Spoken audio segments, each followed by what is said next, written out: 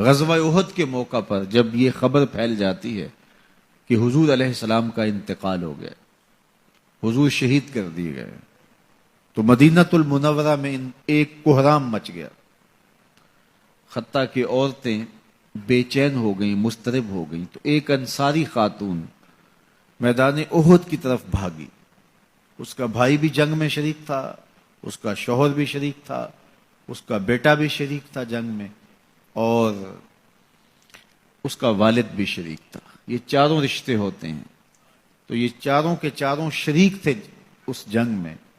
تو جب یہ خبر پھیلی کہ حضور شہید کر دیے گئے ہیں، تو اس حالت کے اندر وہ عجیب اضطراب کے عالم میں دوڑتی ہوئی احد کے مقام پہ پہنچتی ہے، تو راستے کے اندر اس کے بھائی کی لاش پڑی تھی، اس کے باپ کی لاش پڑی تھی، اس کے شوہر کی لاش پڑی تھی، اس کے بیٹے کی لاش پڑی تھی، اور وہ چاروں لاشوں کے قریب سے گزر گئی اور وہ پہچان بھی نہیں پائی۔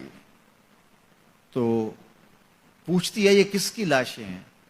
تو کہا کہ یہ تیرے بھائی کی لاش ہے، یہ تیرے باپ کی میت ہے، یہ تیرے شوہر کا لاشا پڑا ہے، یہ زخموں سے چور زندگی کی بازی ہار کے شہادت کا دولہا بن کے تیرا بیٹا لیٹا ہوا ہے۔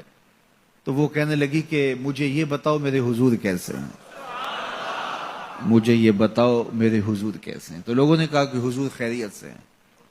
تو کہا مجھے چین نہیں آئے گا جب تک حضور علیہ الصلوۃ والسلام کو دیکھ نہیں لیتی۔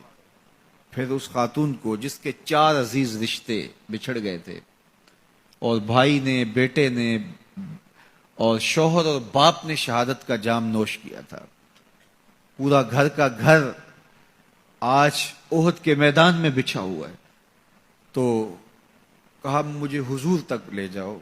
تو آقا کریم علیہ الصلوۃ والسلام کے پاس جب اسے لے جایا گیا تو اس نے حضور کا دامن پکڑ لیا اور کہا کہ ہر مصیبت ہے چا جب آپ جو ہیں، جب آپ سلامت ہیں تو کوئی دکھ ہی نہیں ہے۔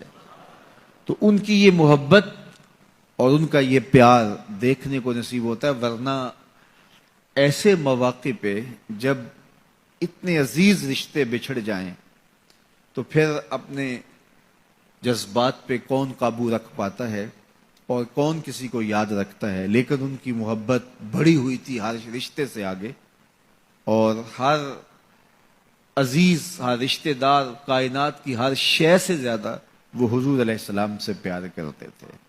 نہ انہیں مال کی غرض تھی۔ حضور حکم کرتے ہیں تو ابو بکر صدیق رضی اللہ تعالیٰ عنہ سارا مال حضور کے قدموں میں ڈھیر کر دیتے ہیں، اولادیں حضور کے راہوں میں، حضور کے رستوں میں قربان کر دیتے ہیں، اور ہر دکھ جھیل کر کے بھی حضور علیہ الصلوۃ والسلام کی خیریت انہیں مطلوب ہے۔ اس کے لیے جو بھی قربانی دینا پڑے وہ اس کے لیے اپنے آپ کو آمادہ پاتے ہیں۔ تو یہ میرے حضور علیہ السلام کا پیار تھا، یہ حضور کی محبت تھی جو جیتے جاگتے انسانوں کے سینوں کے اندر موجود تھی۔ جیتے جاگتے انسان تو کسی سے پیار کرتے ہی کرتے ہیں، لیکن کائنات نے یہ منظر نہیں دیکھا ہوگا کہ جانور بھی کسی سے پیار کریں۔ حضور علیہ الصلوۃ والسلام کے گھر میں ایک پرندہ تھا۔ امام احمد بن حنبل نے اپنی مسند میں لکھا ہے کہ حضور جب گھر پہ ہوتے تو ایک کونے میں بیٹھ کے حضور کو تکتا رہتا، اور جب حضور گھر سے باہر تشریف لے جاتے تو مضطرب ہو جاتا، کبھی چھت پہ، کبھی دیوار پہ، کبھی کسی گوشے میں، کبھی کسی گوشے میں۔ جب حضور دوبارہ گھر تشریف لاتے تو سکون سے ایک کونے میں بیٹھ کے حضور کو دیکھتا رہتا، اس کے دکھی دل کو قرار آ جاتا۔